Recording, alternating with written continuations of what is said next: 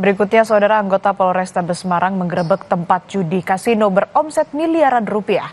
Selain menyita sejumlah barang bukti, polisi juga menangkap 12 orang operator judi. Penggerebekan yang dilakukan di tempat hiburan malam di Jalan Anjas Moro Raya, Semarang itu, polisi mendapati sebuah ruangan yang digunakan untuk judi kasino dengan omset 1,25 miliar rupiah. Polisi menangkap 12 orang yang diduga operator judi dan menyita sejumlah barang bukti.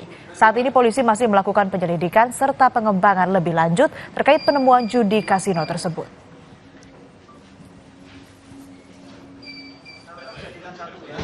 Kemudian dari lokasi kami menemukan beberapa alat permainan, kemudian ada uang 9 miliaran, kemudian ada admin, ada operator, semuanya tersebut.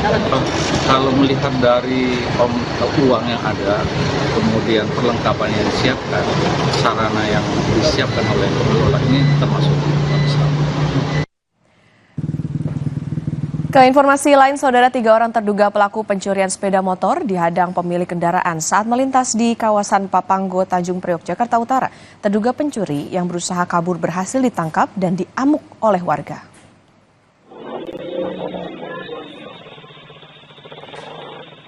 Tiga pria yang sedang berboncengan sepeda motor tiba-tiba dihadang oleh seorang warga saat melintasi kawasan Papanggo, Tanjung Priok, Jakarta Utara. 3 pria tersebut panik dan berusaha melarikan diri.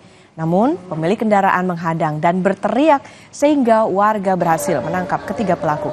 Pelaku pun jadi bulan-bulanan warga.